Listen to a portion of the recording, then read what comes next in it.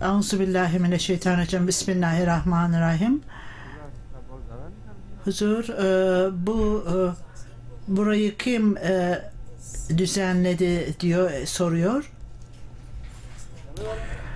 Kameramanlar bunları yaptı deniliyor. Huzur,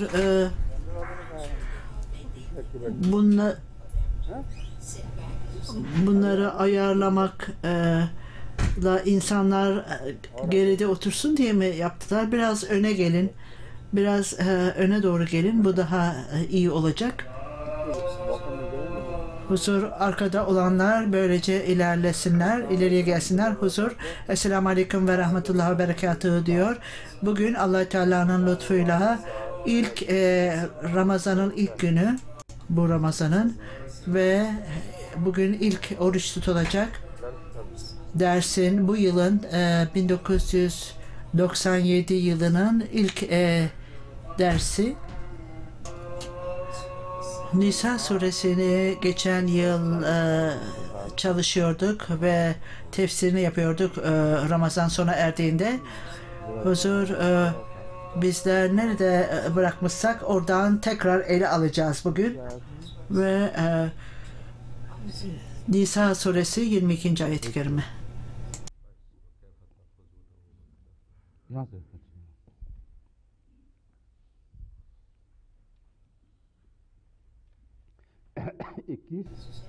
Huzur, 21. ayet-i kerimeyi geçen yıl yapmıştık. Ve bugün buna devam edeceğiz. Bundan sonraki ayet-i kerime 22. ayet-i kerime, onunla devam edeceğiz.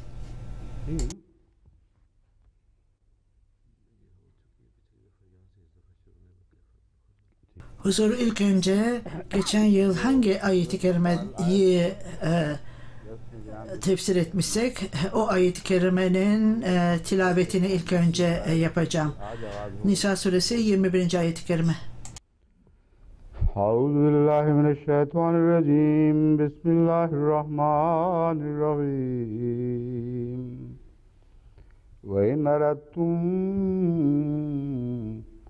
istibdala zawcin makana zawci ve آتيتم إحداهن قنطارا فلا تأخذوا منه شيئا أتأخذونه بهتانا وإثما مبينا وكيف تأخذونه وقد أفضى بعضكم إلى بعض وأخذن منكم ميثاقا غليظا ولا تنكحوا ما نكح آباؤكم من النساء إلا ما قد سلف إنه كان فاحشة ومقتا وساء سبيلا. ये रुकू यहाँ ख़त्म होता है, पहले इन्हीं आयत. Huzur, bu rükû burada sona eriyor. Ve biz bu ayetlerin üzerinde ilerledikçe tefsir yapacağız.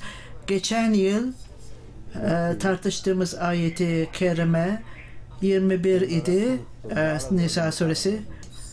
Ve in erabduna dıbdaram zevcen makanan zevcan.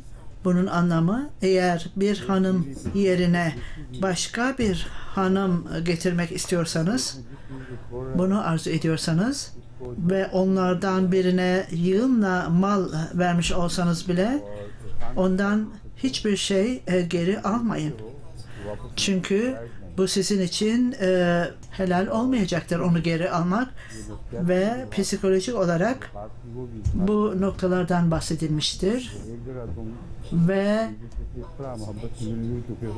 sizler bir birlik halindeydiniz ve beraberce birbirlerinize sevginizi verdiniz ve bunlardan söz verdiğiniz bir şeyi geri almak utanç vericidir. ve evlilikte kişi bu evliliğe son vermek isterse bile kadının hakkı bunda üstün tutulmalıdır ve erkek birçok kereler bunu yapmaz ve böyle olunca farklı farklı iddialar getirilir ve erkek ne hak mehir vermişlerse veya vermese gerekiyorsa, ne mücevher vermişlerse bir takım onları geri almak için bahaneler uydururlar. Burada onların herhangi bir başka kaynağı kalmamıştır ve ondan sonra bu iddiaları ahlaksız davrandı diye bu iddialarda bulunmaktadırlar ve şimdi ne verdiysek onları geri almaya ve mehirlerini ödememeye hakkımız vardır derler. Bu nedenle Allah Teala فَكَيْفَ تَهُزُونَهُ وَأَفْتَى بَعْضُكُمْ إِلَى بَعْضٍ وَمِنْكُمْ مِيثَاقًا غَلِيظًا. Onu nasıl alabilirsiniz ki? Siz onlarla baş başa yaşadınız ve onlar da sizinle sağlam bağlılık sözü aldılar. Siz onlarla karı koca ilişkisi yaşadınız ve kadınlar sizlerden sağlam bağlılık sözü almışlardır. Huzur, lügatlarla ilgili olarak bunu burada iki önemli kelimeyi açıklamak istiyorum. Feda'yı Urdu dilinde de bilirsiniz. Etrafla ilgilidir. Ormanda da açıklamak veya temizlikle ilgili olarak feda kelimesi kullanılmıştır. Açıklık, açıklığa Lisanül Arap'ta, lügatta afta olarak bu kullanışta kişi beraberce gideceği eli almıştır demek anlamındadır. Bu kadın ile erkek arasındaki ilişkiden bahsetmektedir. Ayrıca açıkça açıklamak, açmak ve iğne ile ilgili olarak iğnenin gözüne bu konuşma dilinde referans olarak gösterilmiştir. Ayrıca bir şeye dokunmak ve duygular da burada söz konusudur. Fiziki ilişkilerde sevgi de bu anlamdadır. Bunun bir parçasıdır. Bütün bu kullanımlarda ellerin kullanılmasında elin etrafta dolaşması bir sevgi ifadesidir. Öyle ki bir baskı kişinin ruhların ve bütün bedenin birleşerek bir birlik haline getirmesini istediği zaman kullanılır. Lisanül Arap ve Akrabül Mevarit'te her iki lügatta da bunlardan, bu anlamlardan bahsedilmiştir. Misak kelimesi bir söz olup güçlü bir anlaşma bağıdır. La Yusuki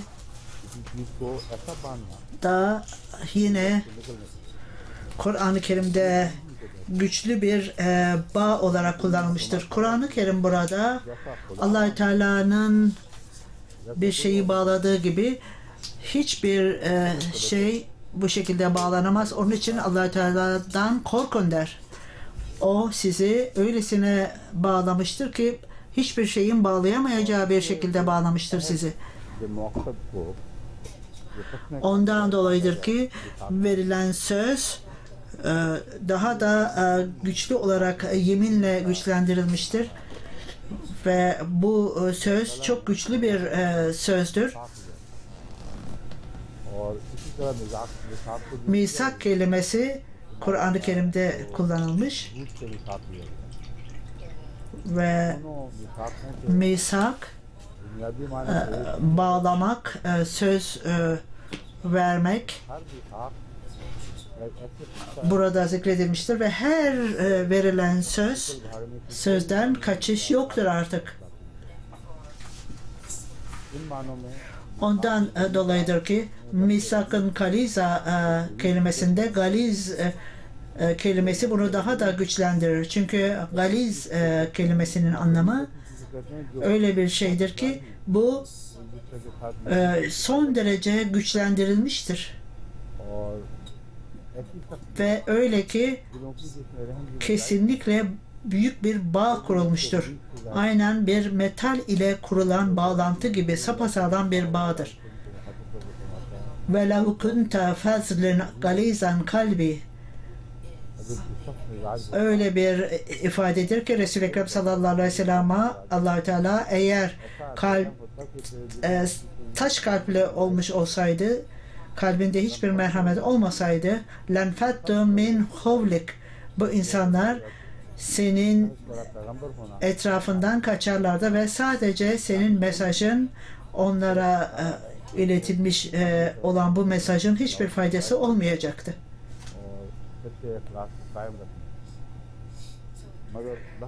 Buradaki galiz kelimesinin anlamı öyle bir şeydir ki öylesine güçlü, öylesine serttir ve misakan galiza'nın kullanımı burada ve hazna minhum misakan galiza da onlar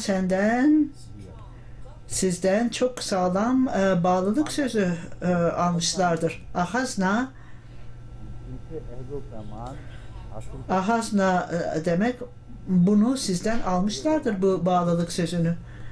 Bununla ilgili olarak müfessirler farklı anlamları almışlardır. Fakat biz her birinin açıklamasına gitmemize gerek yoktur.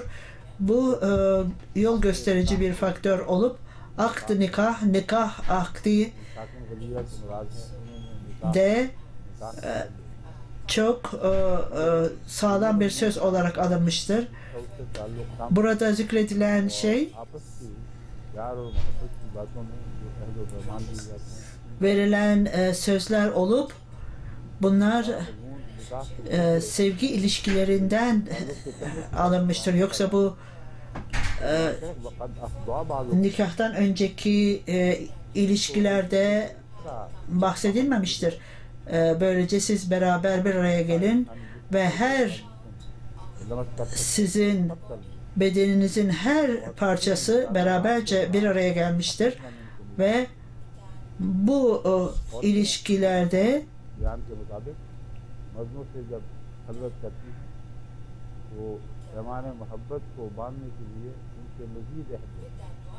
bu bağlar, sevgi bağları ile kadınlar birçok kere sen bana hiçbir zaman başka birine bakmayacağını, başkasına gitmeyeceğine söz verdin der ve bu Kur'an-ı Kerim'in ayetinde özellikle erkek bu sözü verir.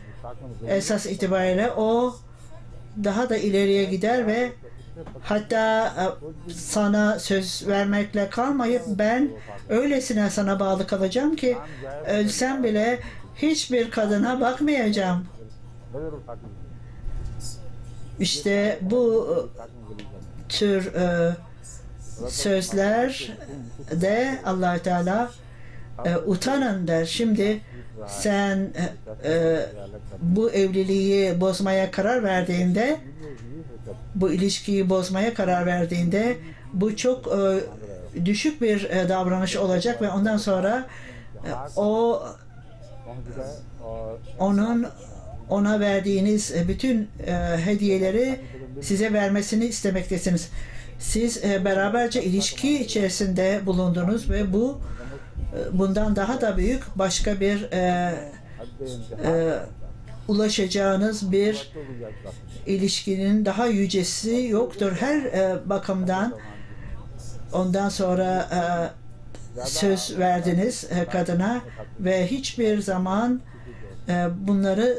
bu sözleri verdiniz ve şimdi her şeyi unutuyor musunuz? Ve hatta bütün bu hediyeleri geri almak istemektesiniz. Onlara verdiğiniz, eşlerinize verdiğiniz hediyeleri almak istemektesiniz. Bunları geri almayı asla düşünmemelisiniz. Bütün diğer tartışmalar, lügatın tartışmaları bu anlamları tasdik etmektedir.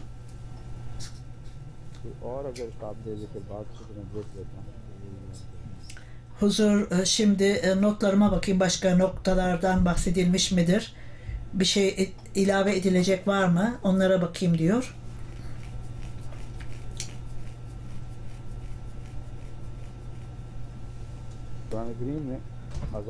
Kur'an-ı Kerim azabın galiz kelimesinden bahsetmiştir. Huzur, hafız sahibe, bu kullanımı hatırladınız mı diyor. Lügatta, Akrab-ül Mavarit'te ve Lisan-ül Arap'ta azabın galiz kelimesinden bahsedilmiştir.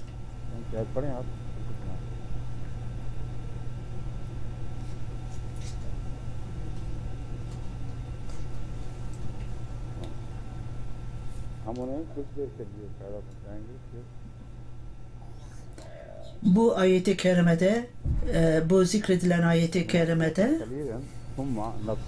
hafız sahibin belirttiği ayet-i kerime Lokman suresi 25. ayet-i kerime. Burada Allah Teala biz onlara bu dünyanın faydasına bir müddet onlara vereceğiz ve ondan sonra bizler onları daha sonra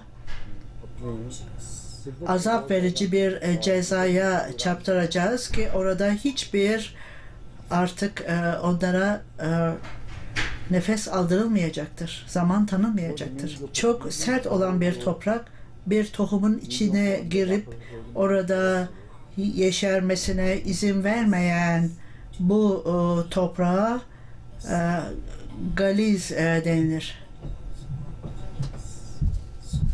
Çok serttir o toprak. Bazı insanlar, bazı müfessirler sadece meherden bahsedilmiştir. Hak meherden.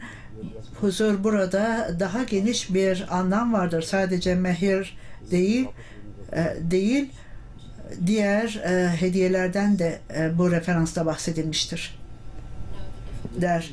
Şimdi esas buradaki zoru, birçok bozulan evliliklerde insanlar bütün şeriatın hidayetini, yolunu ve talimatlarını unuturlar ve insanca olmayan bir takım davranışlarda erkek kendisini kurtarmak ister ve ondan sonra mahkemeye gider ve orada meydan okuyarak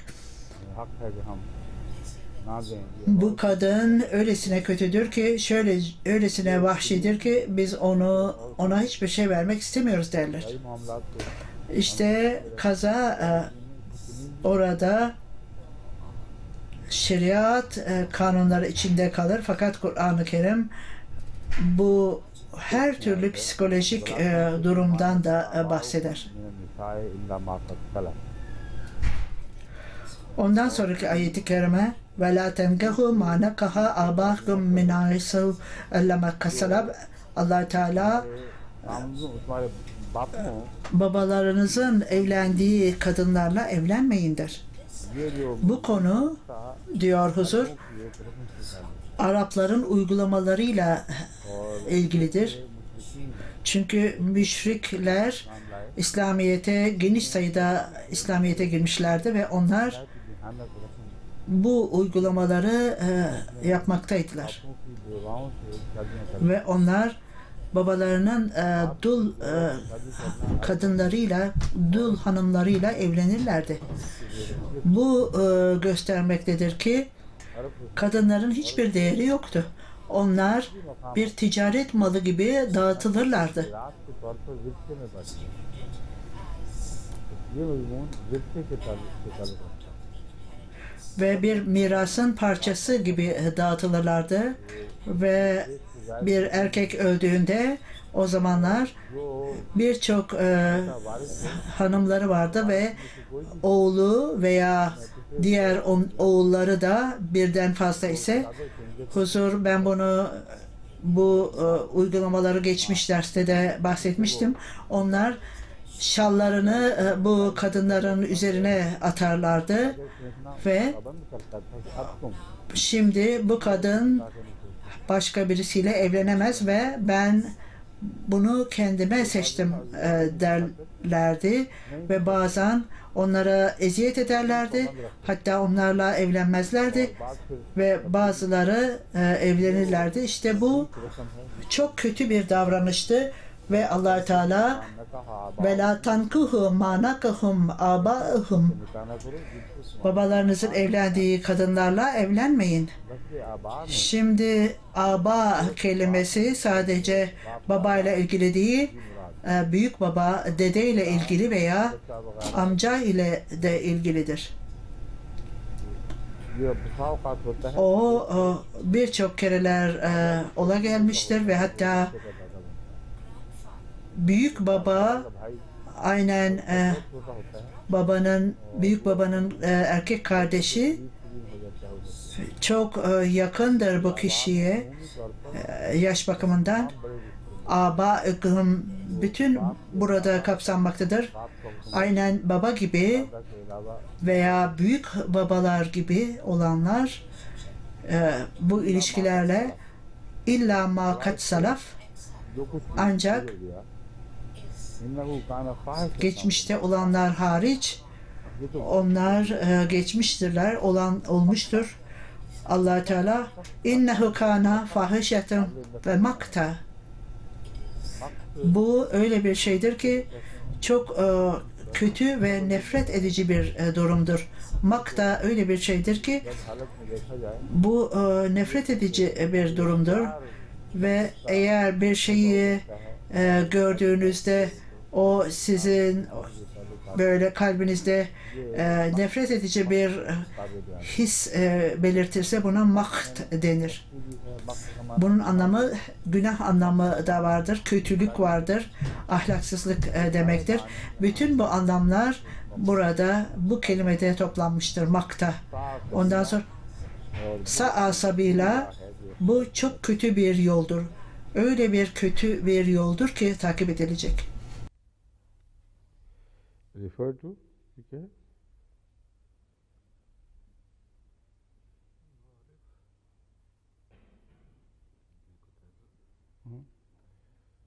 यहाँ क्यों लिखा हुआ है Huzur yine referanslara bakıyor ve özel kalem müdürüne niçin bu buraya konulmuş diyor. मैं पेश करता हूँ मजमून तो मैंने बयान कर दिया Salaf kelimesi कुरान मजीद में आता है जअलना Cealnahum salafen Kur'an-ı Kerim'de kullanılmıştır. वही गुजरी बात Öyle bir şey geçmişte olmuş ve artık bu gömülmüştür. Aslaf पुराने ज़माने में चले आ रहे हों kelimesi atalar और olup geçmişin bir parçası haline gelmiştir. Selef ayrıca geçmişte kalmış, yok olmuş, gitmiş anlamındadır. मज़ा मज़ा जिसको हम उर्दू में कहते हैं जो हो गया तो हो गया Gidenler, geçmişte kalanlar ये मजमून में लिखा है bu selef kelimesinde toplanmıştır.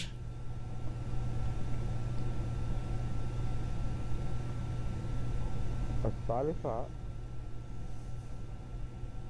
और सलफा माकुदून ये Huzur, bazı diğer tartışmalar da var. Bununla ilgili değildir. ऐसी बैग को कहते हैं जो लोग फसल से पहले कर लेते हैं Ve ये पकने से पहले ही ekinlerden का वो फायदा उठाते हैं और एक दूसरे की खुशी में जीते हैं sanki kumar oynamak gibi, मगर बात शर्तों के साथ जायज़ भी समझा जाता है गैर कल self öyle bir şey olup insanlar para çekerler. Aynen kumar gibi daha ekinler hazır olmadan. Bazen insanlar bu çeşit faydalar sağlarlar birbirlerinden. बहरहाल ऐसा सौदा है जिसमें कुछ नापसंदगी Orada bir takım hoşnutsuzluk ve zevk ilişkisi de vardır. Bunlara çok dikkat edilmesi gerekir. को ये शराब Ve salafa शराब içkinin o kapta bulunması दुआ जो मैयत के लिए की जाती ve है वजह जो सलफ ayrıca ये सलफ सलफ वही है जो इससे निकला ölü için yapılan duaya da salafa denilir. बहुत मुख्तलिफ किस्म के मानी Ee, किए जाते हैं बाज arkada bırakılanlar बदकारी का demektir. Fahişanın फाहिशा से मुराद anlamı बदी का बहुत हद से गुजर जाना kötü ve ahlaksızca davranış olup sınırları aşan davranışlardır. है Bu kelimenin kullanımları नामोज और रसीद में किसी बदी का हद से ज़्यादा बढ़ जाना ये फाश है और फहाशी किसी से निकला bir şey sınırları aştığında कौम तो कहते हैं कि कोई कौम ve में बहुत आगे बढ़ fahşül kavm और जहाँ bütün millet bu gibi işlere dalarlar, bu kötülüklere, kötü davranışlara dalarlar ve ayrıca bir kişiyi seçerek kötü davranışlarda veya kötü iddialarda bulunmaya da fahuş denir. Ahlaksızca ifadelerin kullanılmasında tafahuş denilir. Hazreti İmam Ragıp बहुत बुरी बात bunlardan bahsetmiş ve बाज bu bir davranış çok kötü bir davranıştır बदकारी ve her kötü davranış हर फाश बदकारी fahiştir fakat ये दुरुस्त है her हर बदकारी को फाश कहा जा सकता है kötü davranışa मगर हर फाश बदकारी fahiş denilebilir fakat her fahiş यहाँ तक कुरान करीम की आयत से मैंने başka türlü tam tersi olamaz. Huzur bunun anlamı öyle ahlak dışı davranışlar vardır ki हर शख्स जाति bu öylesine açık ve ortadadır ki बदी खुल के फैल गई fakat kötü ये eğilimler yayıldığında अमराज नजला जुकाम भी या बहुत गहरी मर्जी aynen toplum hastalıkları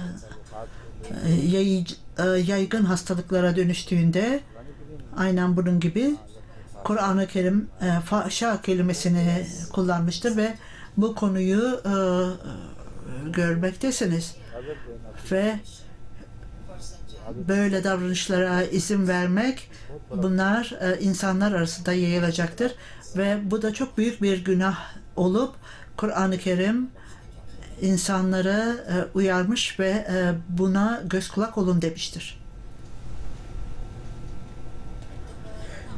Makt kelimesi makta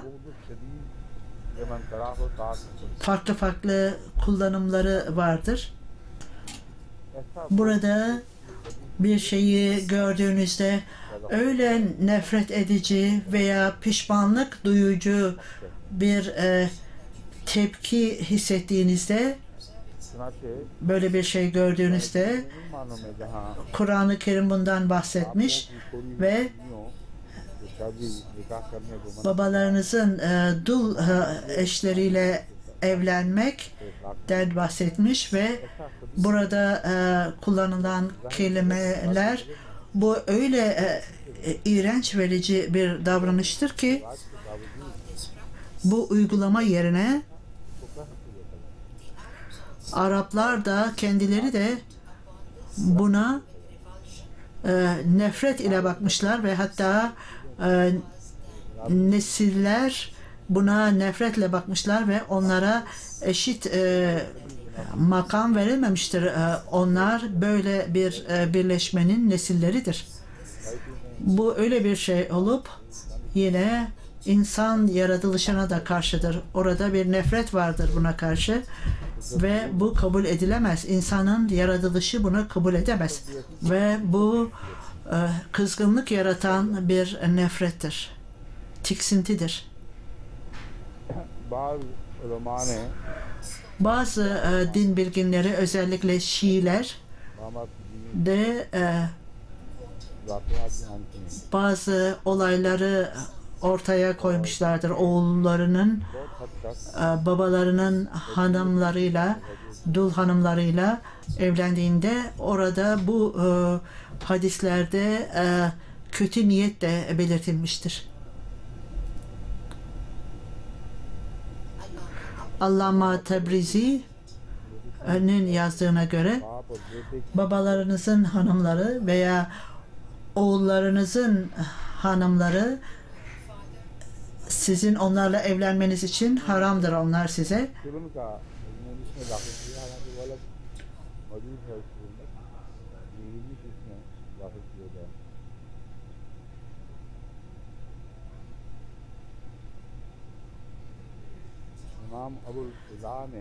İmam Ebul Feza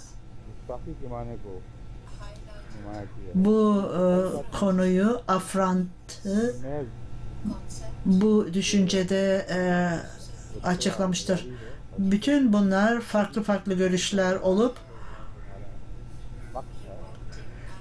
nefret edici davranışlar burada aşikardır diyor huzur.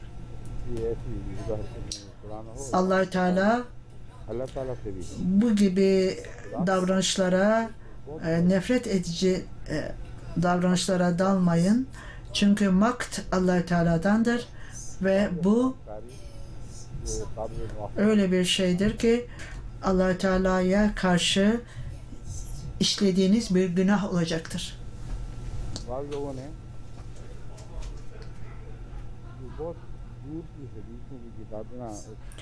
Bazı tefsirler öyle hadisleri kesip kısaltmışlardır ki hayret ederseniz bu insanlar niçin bunları toplamışlardır?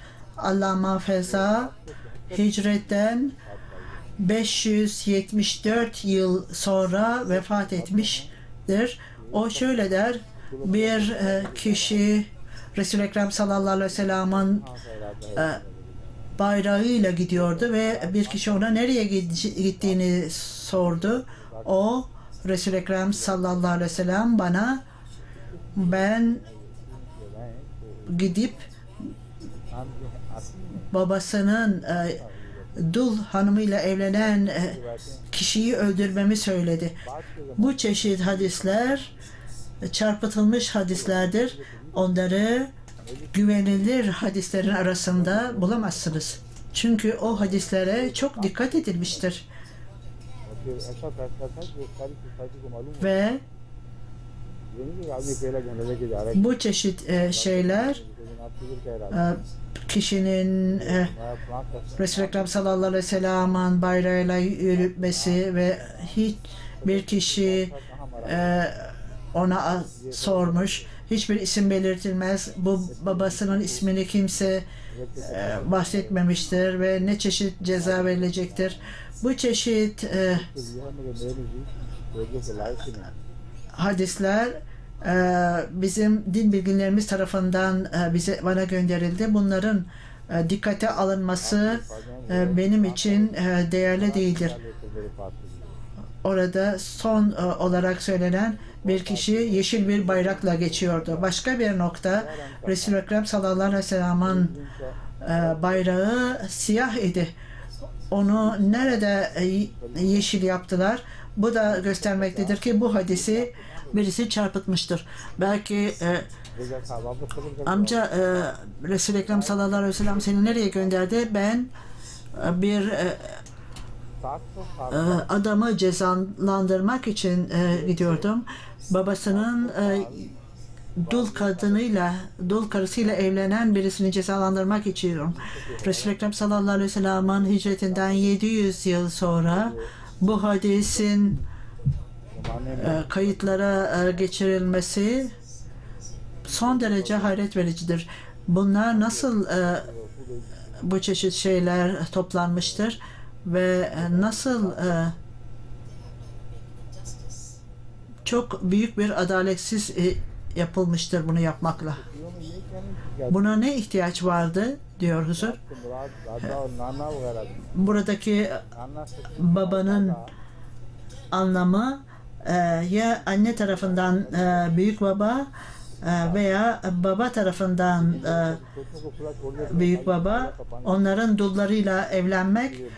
Bu insanlar kendi hayallerini koşturmakta ve başka bir tefsirde burada siz anneannenizle evlenmenize izin yoktur derler.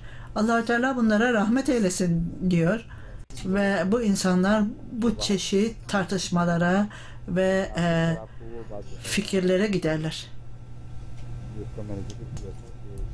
Huzur, söylediğim gibi ben burada kötü niyetlerin olduğundan bahsetmiştim ve buraya dahil edilmiştir. Bu fikre dahil edilmiştir. Bazı sahabelerden bahsetmişlerdir. Onlar bunu geçmişte yapmışlardır. Bundan önce diyor huzur, vaad edilen Mesih Aleyhisselatü Vesselam'ın tercümesinden bahsetmek istiyorum. Bu çok açıktır. Atalarınızın evlendiği kadınlarla evlenmeyiniz, fakat geçmişte olan geçmişte kalmıştır. Ve ondan sonra bu çeşit nefret edici davranışları, birçok kızgınlıkları ortaya çıkartan bu iğrenç şeyleri yapmayın. Burada kızgınlık fikri de çok zalimce bir şeydir. Bu kelimede zikredilen. Bu durumlar gayrimeşru olarak addedilir. Böyle olunca o günlerde dahi bu meşru olarak addedilirdi der. Huzur, bu alışkanlıktı çünkü onlara miras hakkı olarak verilmekteydi.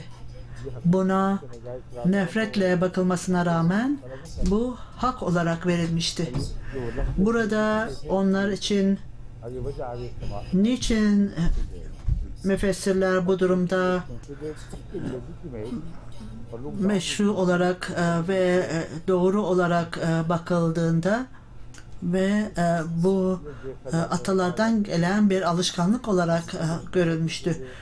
Bu öyle bir şey olup çok bir imkan gibi düşünülüyor ve bazıları dini liderler olarak kendilerini sayanlar, bu insanlar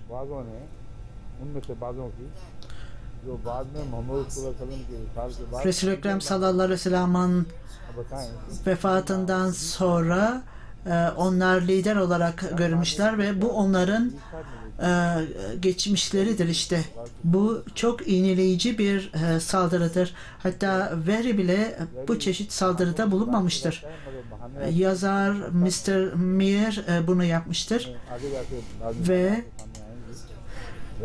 Veri, Doğu bilimci, bunu çok zayıf olan bir şeyi ele almış ve bunu bahane olarak kullanmıştır. Fakat o hiçbir zaman çarpıtmamıştır. Bu hadisi çarpıtmamıştır. Bu hadisler ne kadar zayıf olursa olsun onlar bir yerde vardır. Fakat Mir Efendi, onun hayali çok verimlidir. Öylesine hayal eder ki Kur'an-ı Kerim'in tefsirinde belki vardır diye düşünürsünüz. Geçen zamanda da bütün kitaplara baktık ve hiçbir yerde bundan bahsetmemiştir. Şimdi de diyor huzur,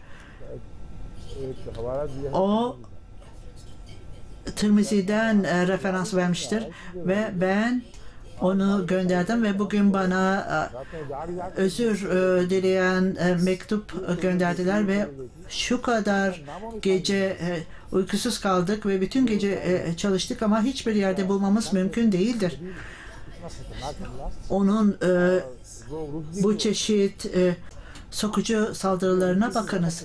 İnsanlar rüştü ile ilgili olarak o saldırdı demektedir. Bu çeşit insanlar daha fazla tahribat yaratırlar.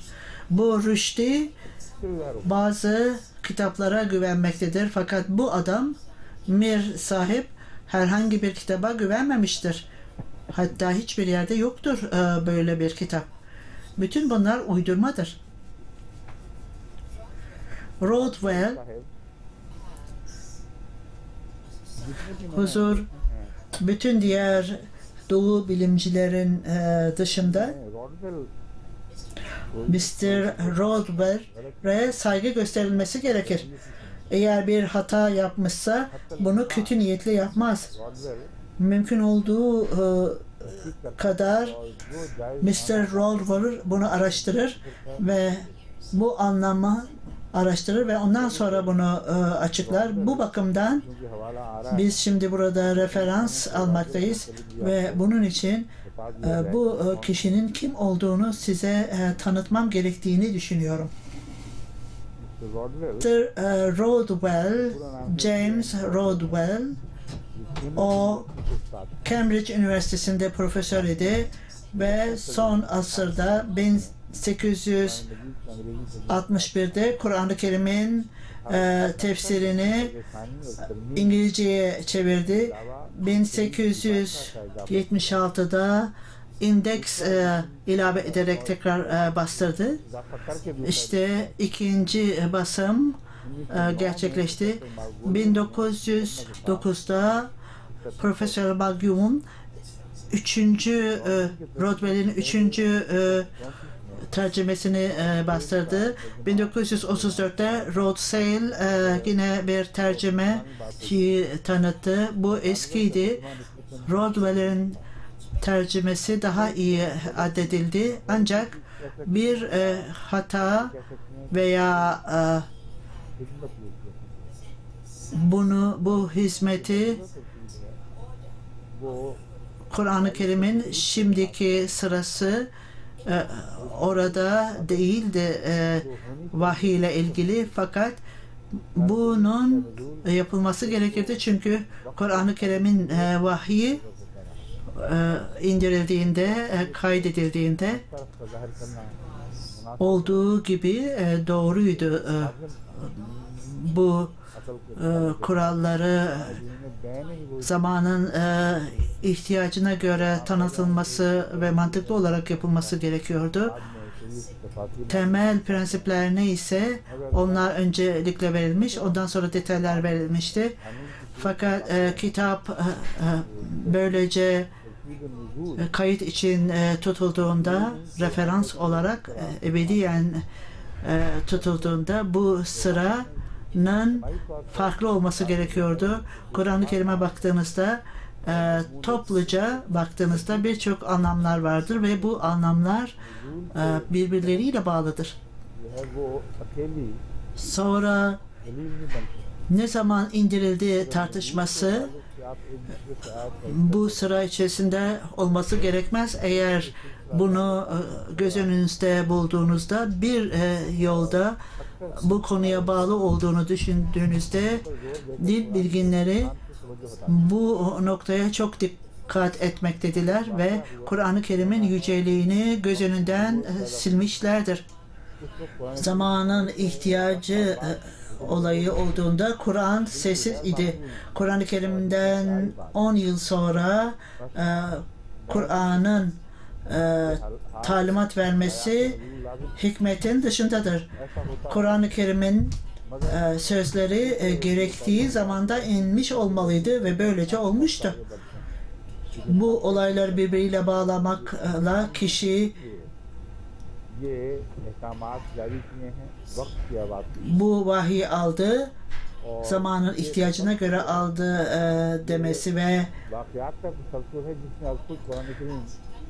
bu sıra olduğu gibi devam etti मुरक्कब किया और ये कोई दलील ve ayet-i kerimeler birbiriyle bu şekilde devam etti demek कहा जा सकता है Kur'an-ı Kerim'in lehine değildir. Bunun aleyhine aykırı olan bir şey yoktur. Mantıklı olan budur diyebilirsiniz. Fakat Allah-u Teala'nın sözleri öyle yücedir ki başından sonuna kadar bu bağlıdır konuyla ve और कोई आयत भी ऐसी नहीं जिसका çok büyük bir derinlik vardır anlamlarda ve orada hiçbir ayet-i kerime आने वाली आयत geçmişle ve kendisinden sonra gelecek olanla ilgisi olmayan veya hiçbir sure yoktur. Eğer bu düşünceyle sıraları değiştirirseniz पैदा होना o zaman कोशिशों की वजह से insan oğlu bunu yapmaya çalışması mümkün değildir. Çünkü vahiy और प्रतीक zamanın ihtiyacına göre gelmişti जो ve आखिर पर नाज़िल होने वाली सूरत हैं anlamlar değişmiştir. Örneğin Nisa suresi ile ilgili olarak dil bilginleri aynı fikirdedirler ki 3. Hicri'nin 3. Yılında Uhud suresinden sonra Hicret'in 5. yılında bazı batılı müfessirler मक्की आयात में Mekke'de indirilen bazı ayetler vardır. आयात जिक्र भी है Onların demek istediği Resul-i Ekrem sallallahu aleyhi ve sellem Mekke'ye geldiğinde Mekke'yi fethettikten sonra और o zaman indirilmiştir der. Halbuki veri Mekke'de bir ayet vardı ki ya eyyühennas'tan bahsedilmiş ve bunun nedeni burada Musevilere hitap edilmişti. यहूद से ताल्लुक थे Ehli kitaba hitap edilmemiştir वो अहले किताब ve Musevilere किया करता था यहूद को मुखातिब नहीं किया करता था hitap edilmemiştir. Ya eyyühennas, ey insanlar olarak zikredilmiştir. Bu ayet-i kerimeler daha sonra gelmiştir. Ya eyyühennasü takahu rabbekumullezi halak. Bu ayet-i kerime इसलिए insanlara hitap etmektedir. Böyle olunca o bunu Mekke'ye yerleştirmiştir. Bütün dil bilginlerinin de söylediği gibi bu ayet-i kerime Medine'de nazil olmuştur तासुब में ve इससे Quran Veri Efendi hayır bu या अय्युहन्नास esas itibariyle Kur'an-ı Kerim'in yüceliğini ifade eder der. वो इस आयत को Bu ayet-i kerime Mekke'de indirildi. Halbuki o herhangi bir ispatı ortaya koymamaktadır bu fikirle ilgili olarak. Nas suresi daha önce de söylediğim gibi diyor. आखिरी दौर में नाज़िल होने वाली सूरत है Bunun dışında ये आगाज son dönemde indirilmiştir. अल-बकरा Bakara suresi ये भी ऐसी सूरत है जो बहुत बाद में मदीने में daha önceden Nisa suresinden bahsediyordu. Şimdi Bakara suresi Kur'an-ı Kerim'in başında zikredilmiştir. Eğer bu insan eliyle yapılmış ise o zaman insanın burada bu ayetler arasında ve bölümler arasında ilişki olmazdı. Öyle ilişki vardır ki hayret edici bir ilişkidir bu. बल्कि Böyle olunca buradaki sıra vahiy edildiği gibi değildi. Daha sonra bunun kullanılması gerekiyordu ve bu da ayrıca वहाँ आयत कहाँ थी Hazreti Osman'ın yaptığı bu iyilikle nerede herhangi bir ayet-i kerime konuluyorsa bunun kararı Allah Teala'nın lütfu ile tasdik edilmişti ve ऐसा बदल bunda hiçbir yanlışlık yoktu. Mantık bunu gerektirirdi. ने जो Böyle olması gerekiyordu. उन्होंने नजूल की Rodwell ये देखा जाए कि bunu görmüş ve nasıl vahiy edildi ve hangi sırayla vahiy edildi के सजने को diye हिसाब से तस्वीर किया bu tercümesinde bu şekilde vahiyinin sırasına göre indirmiştir, yapmıştır. Bu hiçbir zaman tarafından hoşlanmaz. Fakat tercümesinde çok dikkatlidir. Geçmişte olanlar olmuştur ve üvey anneler hanım olarak alınmalıdır diye bu ayet-i kerimede bu ayet-i kerimenin indirilmesinden önce bunlar yasaklanmış mıydı? Bunun anlamı böyle erkekler değiştirilmelidir ve onlara hiçbir zarar gelmemelidir. Çünkü geçmişin günahları affedilecektir. Bu kadınlar bundan sonra boşanılacaktır bu vahiden sonra. Bu kadınlar boşanılması gerekir. Bu adaletli olan bir karardır ve bu tercümeyle ilgili olarak aynen anlam budur. Çünkü eğer bunu daha önceden yapmışsanız onları tutunuz. Hayır diyor huzur. Veli Efendi Doğu bilimciler içinden en yobaz olanıdır ve o başkalarından ayrıcalıklıdır. O şöyle der, bizim tefsirimize göre evlenilmesi yasak olanlar derhal boşanılmalıdır. Bu vahiy geldikten sonra babanızın evlendikleri kadınlar, İslam'dan önceki kadınlar bu evliliğe izin vermekle kalmayıp oğlun mirasına sahip olacaklardır ve Resul-i Ekrem sallallahu aleyhi ve sellem'in yaptığı reform gelecekle ilgiliydi. Geçmişte kalan hiç değişmeden kalacaktır.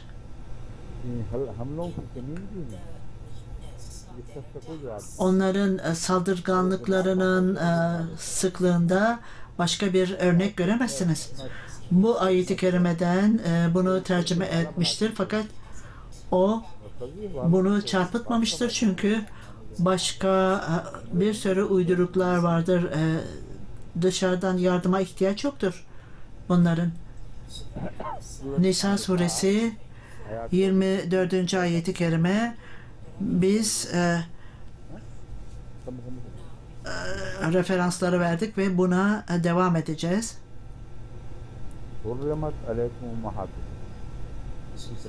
Huzur, bu okundu mu diyor, bu ayetler okundu mu, okunmadı mı? Bana hatırlatmada bulununuz diye huzur talimat veriyor. Euzubillahimineşşeytanirracim. Bismillahirrahmanirrahim. Hurrimet aleykum ummahatukum ve banatukum ve ahavatukum ve ammatukum ve halatukum ve banatul akhi ve banatul ukhti ve ummahatukum allati yardanakum ve akhwanukum min ar-rada'ati ve ummahatu nisaikum وأمهات نسائكم وربائبكم اللاتي في حجوركم من نسائكم التي دخلتم بهن فإن لم تكونوا دخلتم بهن فلا جناح عليكم وحلائل أبنائكم الذين من أصلابكم وأن تجمعوا بين الأختين إلا ما قد سلف إن الله كان غفورا رحيما والمحصنات من النساء إلا ما ملكت أيمانكم كتاب الله عليكم وأحل لكم ما وراء ذلكم أن تبتغوا بأموالكم محسنين غير مسافرين فما استمتعتم به منهن فآتوهن أجورهن فريضة ولا جناح عليكم فيما تراضيتم به من بعد الفريضة إن الله كان عليما حكيما.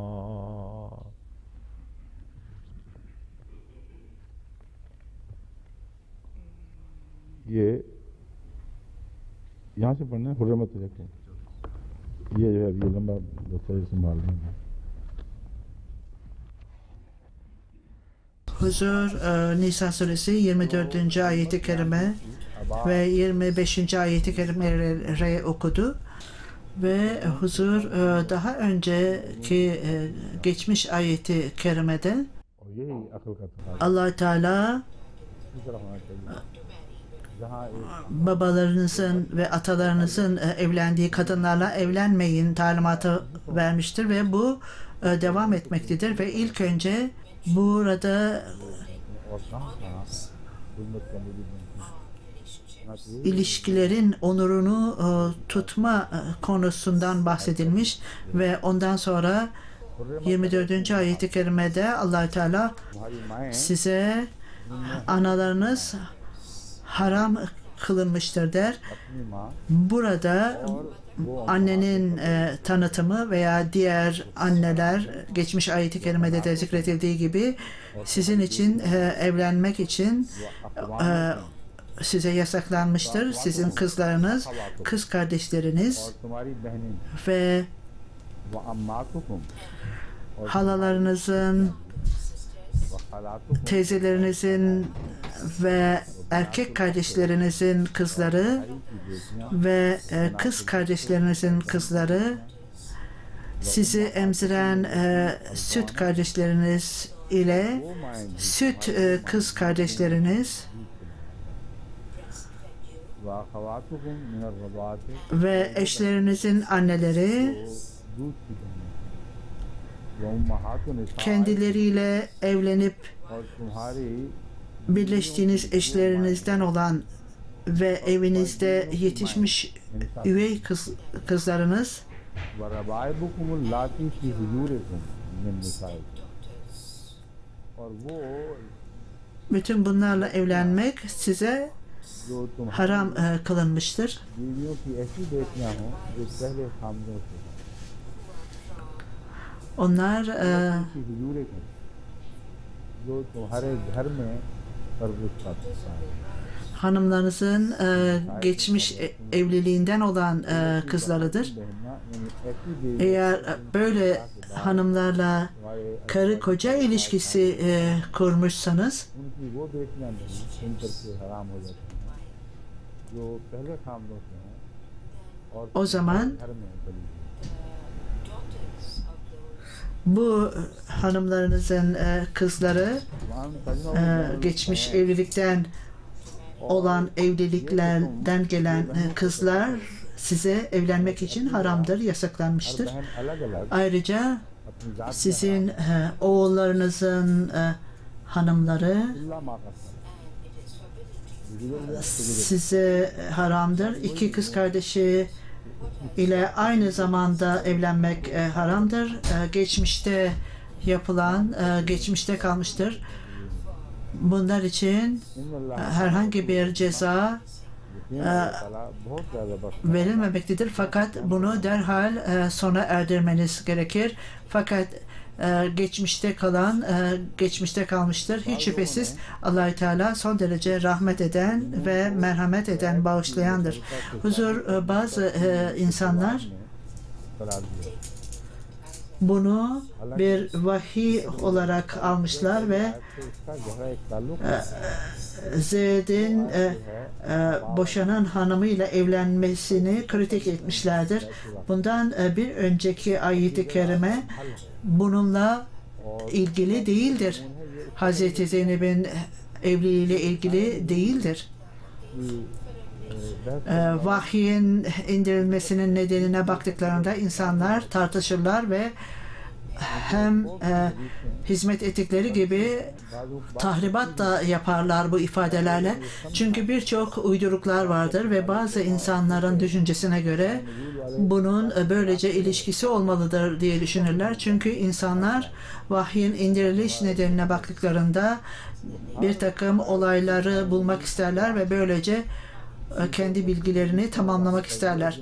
Böyle olunca bu araştırma onları öyle hadislere götürür ki hiçbir şekilde bir ipuçları veya tasdikleri yoktur. Hatta Ondan sonra bile oradaki kayıtlara dikkat etmezler. Böyle hadislerin kayıtları ne zaman yapılmıştır? Huzur Ruhul Mahani ile Marusu'da bundan bahsedilmiştir. Fakat bu hiç faydasız olan bir şeydir der. Bu tartışmanın hiçbir faydası yoktur ve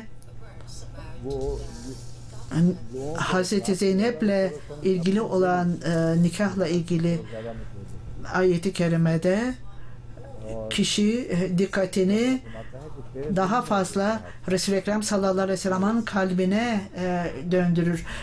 O senin kalbindeydi. Orada itiraz olacaktır demişti ve Allah Teala bunu açığa çıkartmıştı ve insanlar ne söylemek isterlerse herhangi bir şey fark etmez. Böyle olunca bunun hiçbir şekilde bu ayeti kerime ile Ümmühatul Mümin'le ilgisi yoktur.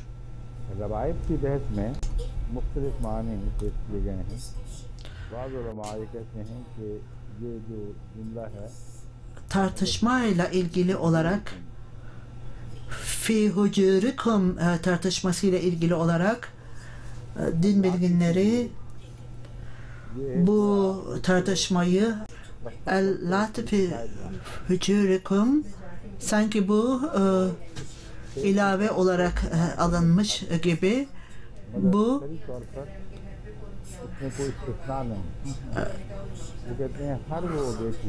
böyle bir davranışın çirkinliği üzerinde durulmuş. Her kız evlat bir kadının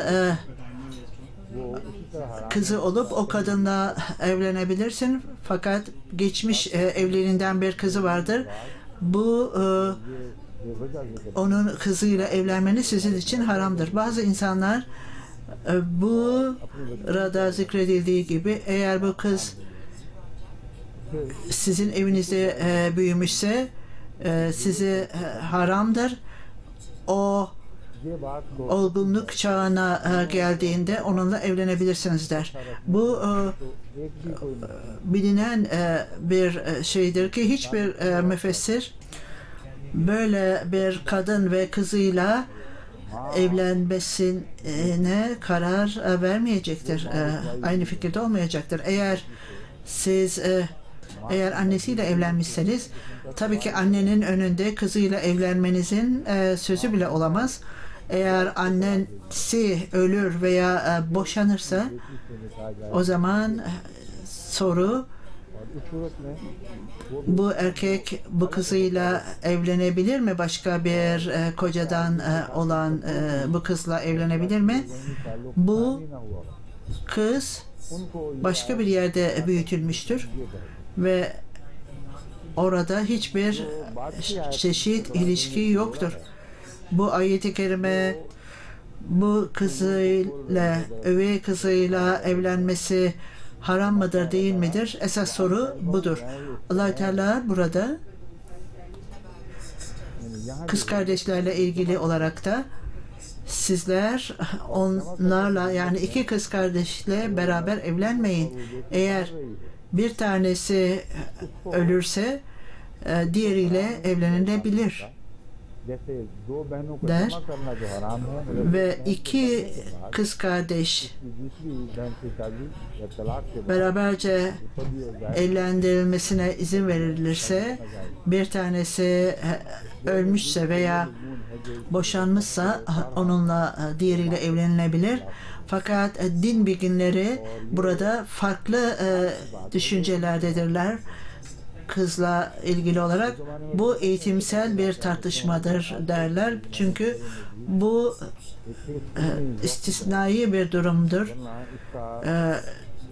Benim düşünceme göre hiçbir zaman bu ola gelmiş bir durum değildir. Kişi kadınla evlendiğinde onun geçmiş evliliğinden kızı varsa ve hanımı ölürse ondan sonra evlenme bu kızlardan birisiyle üvey kızlardan birisiyle evlenme düşüncesini ben bu ayet-i kerimenin vahyin indirilmesi nedeni buraya uygulanamaz. ये रबायत की जो बहस है लुग़वी Şimdi इसमें यूं से ताल्लुक़ है या नहीं है ये आप देख लें मगर जो उलमा ने lügatta açıklanan kelimeler ve din bilginlerinin farklı anlamlara baktığında Rabaib kelimesinde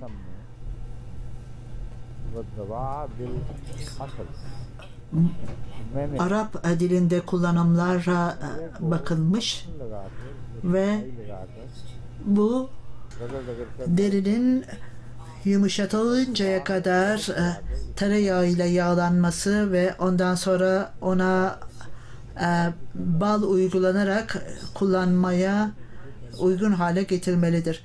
Bu ayet-i kerime de geçen bu kelime nasıl uygulanır buraya? Rabaib kelimesi geçmiş evlilikle ilgili olan kızlarla ilgilidir. Burada başka anlamları nerede uygulanır? Din bilginleri bu çeşit açıklamaları arayıp durmuşlardır. Huzur bizim ülkemizde gülkant yaparlar. Gülün yapraklarından tatlı yaparlar. Bu hiçbir zaman tatlı gibi lezzet vermez. Orada raba kelimesi rububiyetten gelmiştir. Rab kelimesinden ve bu bir şeyin yeşermesi, ortaya çıkması demektir. Rababin anlamı bu kızlar allatifi fucurikum, onlar sizin kızlarınız haline gelir ve onların büyütülmesinde siz onlarla ilgilendiniz. Onlar başka babadan doğmuştur ve siz onların babası değilsiniz.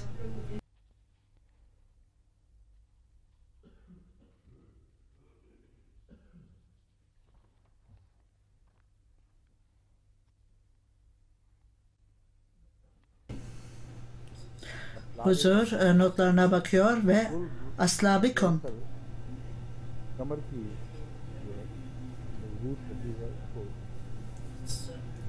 sulb esas olarak sırt kemiğine uygulanır. Fakat bu insan yapısının temeli olmasından dolayı merkez olarak yük sırttadır. Onun için konuşmada bir kişinin beli kırılmışsa o kırıldığında her şey etkilenir. Bel kemiği, sırt kemiği. Sund'un anlamı merkez olan, güçlü olan kemiktir. Aslabikum kendi neslinizden, kendi tohumunuzdan gelen nesliniz demektir. Halayluhu abnakumul lazina min aslabikum.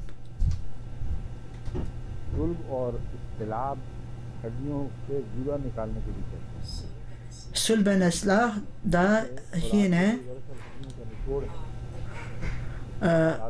iliğin, kemiğin iliğinin çıkartılmasına uygulanır. Bunun anlamı ne demektir?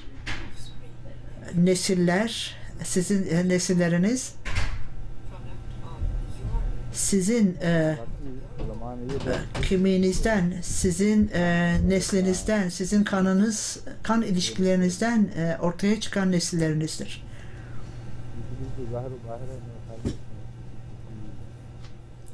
Huzur, müfessirler çok farklı kelimelerin kullanılışında derinlemesine inmişlerdir. Bizlerin bu kadar derinlemesine gitmemize gerek yoktur. Müfessirler çok tuhaf tartışmalara girmişlerdir bu konuyla ilgili. Bu insanoğlunun yaratılışıyla ilgilidir. Aslab'da burada bir kutsallık vardır. Hazreti Adem ne yapardı? Çocukları ne yapardı? Onlar bir takım şeyleri ispat etmek istemişler ve şeriat belki onlara izin vermiştir başlangıcında. Onların düşüncesine göre Adem ilk erkek ve Havva onun kaburgasından yaratılmıştı ve o zaman onlar Havva mı kızı gibi olacaktır diye. Eğer aslabın anlamı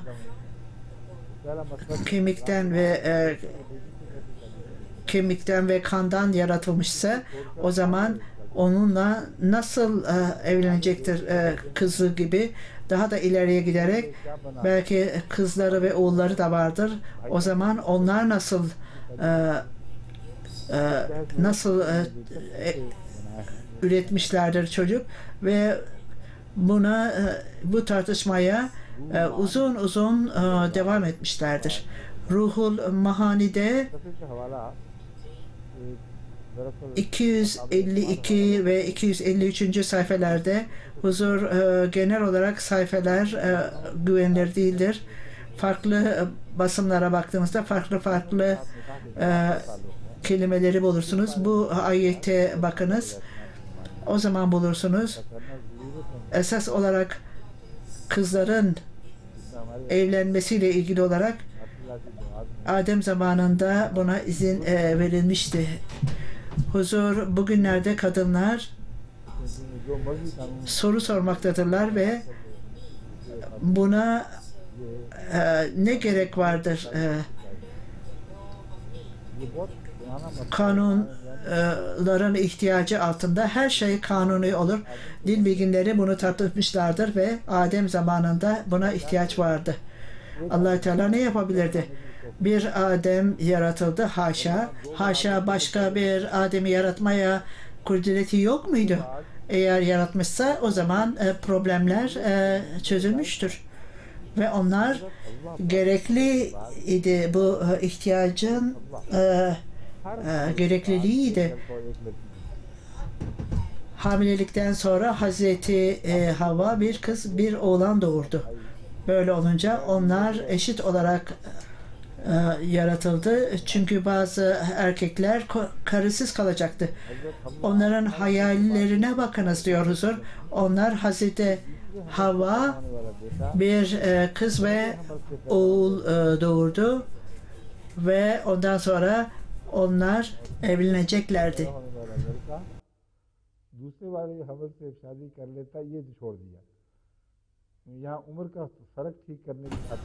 Şimdi bunu yaratmak için tamam, onlar eşittirler çünkü kendi tahminlerine göre erkek yaşlanacak ve ondan sonra ilk önce oğlan doğması gerekir. Huzur esas itibariyle bunu tam tersine yazmışlardır. İlk önce kız doğacak, ondan sonra ikinci hamilelikte, sonra erkek doğacak ve bu erkek o kızla evlenecektir. Böylece esas itibariyle bu çiftleri yaratmaktadırlar ve bazı Müslümanlar bu görüşü kabul etmiyorlar demektediler. Bazı Müslümanlar bunu kabul etmiyorlar. Onların ortaya koyduğu çözüme bakınız. Onlar Allah-u Teala hurlar gönderdi. Cennetten huriler gönderdi derler. Ve Adem'in oğulları bu hurilerle evlendi. Sonra onlar başka bir soruyu ortaya attılar. O zaman kızlara ne diyelim? Onlar için erkek huriler mi gönderildi? Çünkü bu din bilginler huri düşüncelerini dişi olarak düşünürler ve erkekler için sorunları çözümlemişler. Fakat kızlara ne olduğu sorusunu çözümleyememişler ve böylece başka bir soruyu ortaya atmışlardır. Bu da göstermektedir ki bu Adem'in bütün nesilleri olmayacaktır. Ondan sonra huriler cennetten gelmişlerdir.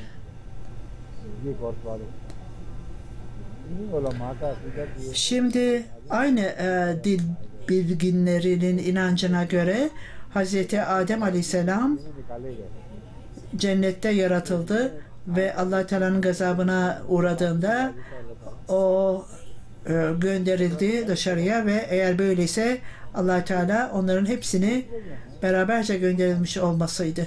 Bu çeşit uyduruklar diyor huzur, hiçbir şekilde ayakta durmaya ayakları yoktur. Bunları bütün söylememin nedeni diyor huzur,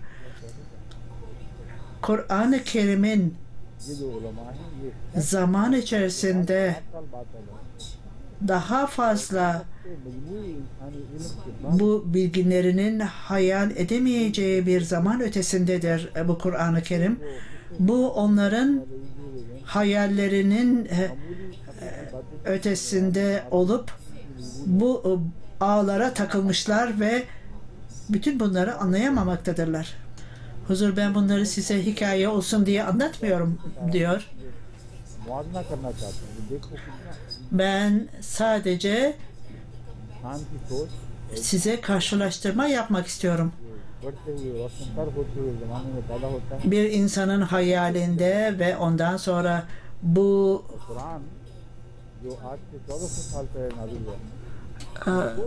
nur ve aydınlanma zamanı 14 asır önce vahiy olarak indirilmişti ve bunda hiçbir karanlığın gölgesi yoktur. Bu öylesine aşikar ve öyle belirgindir ki onda hiçbir gölge, herhangi bir şüphenin gölgesi yoktur. Allah Teala Kur'an-ı Kerim'in başında la raybe fi, onda hiçbir şüphe yoktur der. Bu dil bilginleri her türlü hayali problemleri yaratmışlardır ve Kur'an-ı Kerim'in bu çeşit kendi onların tefsirlerine güvenmesine ihtiyacı yoktur Kur'an-ı Kerim'in. Hazreti Ayşe radıyallahu anh'ın hadisleri herkes tarafından bilinmektedir ve herkes bununla aynı fikirdedir. İlişkiler neyi gerektiriyorsa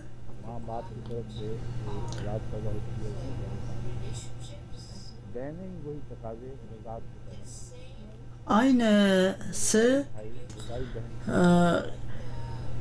süt ilişkilerinde de ortaya konulmuştur ve bir süt anne kan ilişkisinin dışındadır ve bu bebeği emzirmektedir. Farklı din bilginleri farklı düşünceleri ortaya koyarlar. Bazıları bir kadından bir ağız dolusu süt emmek o kadını anne yapar derler. Fakat bir hadis vardır Buhari'de, bu da açıkça göstermektedir ki sadece bir ağız süt bunu ortaya koymaz. En azından bir kere bebek tamamen karnı dolduğunda anneden, süt annesinden midesini süt ile doldurduğunda fiziki etki ortaya çıkacaktır ve o zaman bu çocuk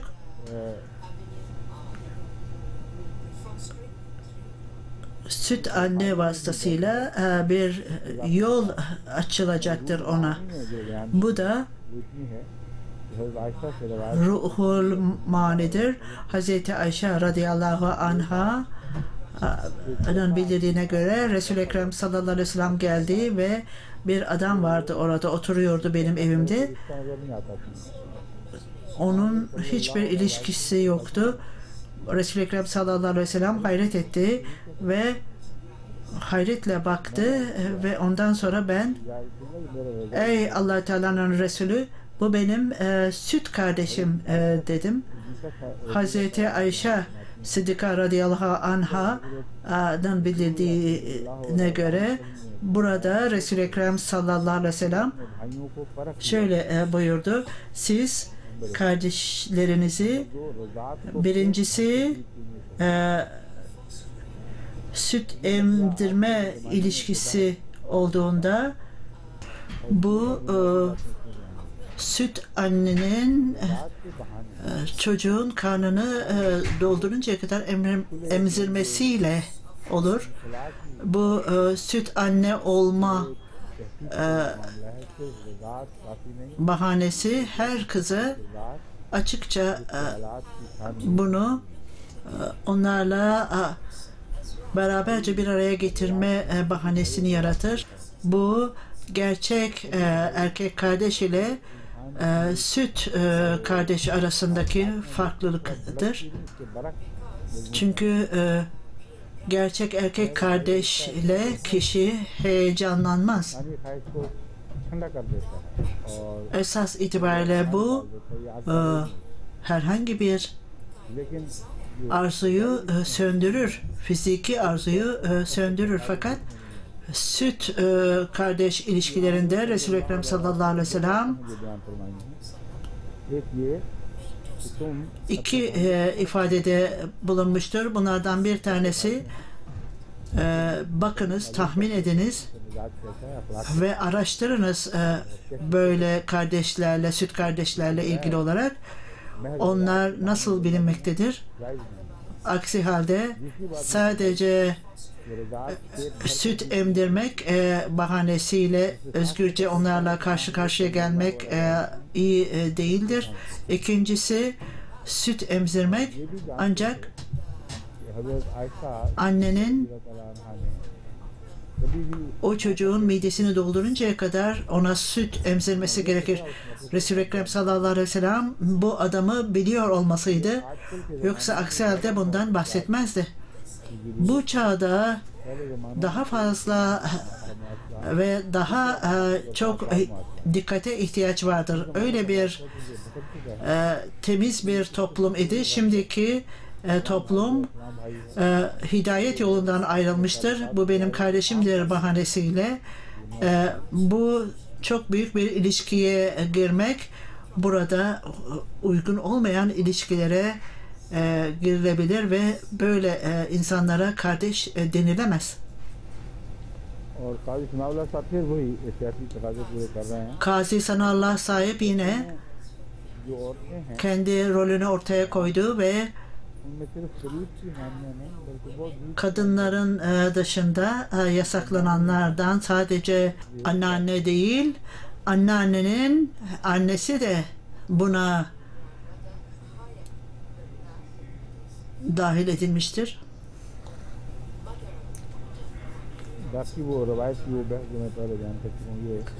Huzur, bunlar çok uzak fikirlerdir ortaya koydukları ve din bilginleri bunlardan başka tartışmalar ortaya çıkartmışlardır bu ayetlerden.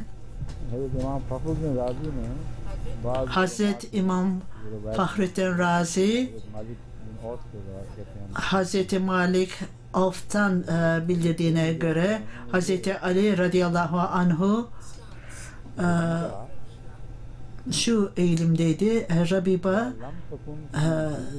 üvey kızı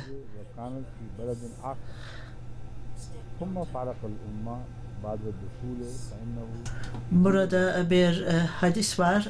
Huzur bu hadisi okuyor. tahminlerine göre, onun tahminine göre eğer sizin evinizde büyütülmemiş olsaydı o bu çevrede yaşamazdı. Orada hiçbir ilişki yoktur. Başka yerde yaşayıp başka yerde büyütülmüş olurdu bu üvey kız. Ondan sonra annenin ölümünden sonra veya annenin boşanmasından sonra o zaman orada bu din bilginlerinin söylediğine göre imkan vardır. Eğer o evde yaşıyorsa ve zaman zaman ziyarette bulunuyorsa o sizin için evlenmek için annesinin ölümünden veya ayrılmasından sonra onunla evlenmeniz size helaldir.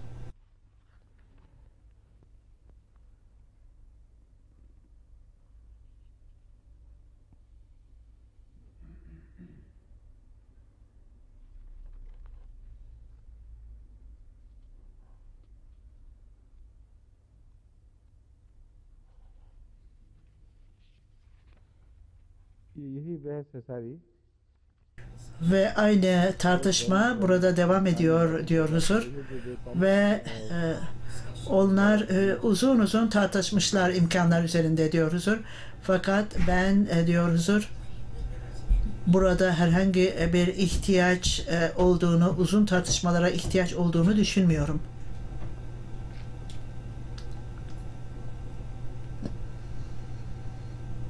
बेटे की बीवी की जहाँ तक बहस है कुल भी बेटे की बीवी से निकाह हराम है Gelinler söz konusu olunca बेटियों का जिक्र तो आया gerçek oğlunuzun hanımı size evlenmek için haramdır. उनकी बीवियों से Din bilginleri bunu tartışmışlar ve oğul इस बहस को जोड़ते हैं इस दूसरी बहस üvey oğul ise onun hanımıyla evlenebilir mi? Onun kocası öldükten sonra. Ondan sonra Hz. Resul-i Ekrem sallallahu aleyhi ve sellem'in Hz. Zeynep radıyallahu anha ile evlenmesinden bahsetmişlerdir. नस्ल भी न गैर कुल भी मैं मुंह बोल Onu boşadıktan sonra Zeyd bu sadece edinilmiş bir oğul idi ve bir kere ağızdan söylenmişti oğul diye. Tabii ki bunlar सफाई जरूरियात हैं उनके नजदीक yasaklayan kurallardır. Huzur bazı ahlaki değerler vardır ki bunların hatırda tutulması gerekir. Bunlar Kur'an-ı Kerim tarafından ortaya konulmuştur ve Allah Teala bunları söylemiştir. Ondan dolayıdır ki bu tartışma sulh tartışması bilimsel bir tartışmadır. Hazreti Zeyd burada hiç konu değildir çünkü o gerçek bir oğul değildi. Resul-i Ekrem sallallahu aleyhi ve sellem'in gerçek oğlu değildi. एक और चीज जो Huzur başka bir nokta daha vardır diyor ve bunun üzerinde durulmaya değer. Bu dil bilginleri onları bağlamaya, Arap toplumuna bağlamaya çalışmaktadırlar. Arap toplumu bunu babanın dul karısıyla, oğlun dul karısıyla evlenmeyi uygun görmüşlerdir. Bunu Resul-i Ekrem sallallahu aleyhi ve sellem'in evliliğiyle niye bağlamaya çalışmaktadırlar din bilginleri? Çünkü o toplum İslam'dan önce o toplum ahlaksızlığa dalmıştı ve onlar için herhangi bir iddiada bulunmak Resul-i Ekrem sallallahu aleyhi ve sellem'le ilgili olarak öyle geçici bir nokta değildi. Onun için bu konuda hiçbir şey söylememiş olmaları gerekirdi. müminlere öyle büyük bir önem verilmiştir ki hatta ağızdan söylenen kelimeler, Resul-i Ekrem sallallahu aleyhi ve sellem'in ağzından söylenen kelimeler, bunlar gerçek bir oğul gibi olarak düşünmüşlerdir. Fakat Allahü Teala sizin iyi ilişkilerinizde bu olabilir, sizin oğlunuz gibidir, bu sizin oğlunuzdur demişsinizdir. Fakat bilimsel buraya getirilmiştir. İlişkilerde, kan ilişkilerinde ve süt ilişkileri farklı farklı şeylerdir ve bu emirlerin hiçbir şekilde bu konuyla Resul-i Ekrem sallallahu aleyhi ve sellem'in evliliğiyle hiçbir alakası yoktur. Kendi edinilmiş oğlunun karısıyla evlenmesi konusunda bir ilişki yoktur.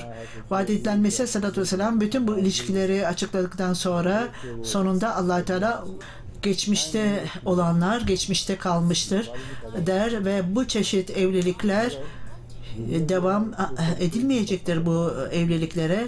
Sadece burada herhangi bir ceza verilmemiştir geçmişte yapılan bu davranıştan dolayı.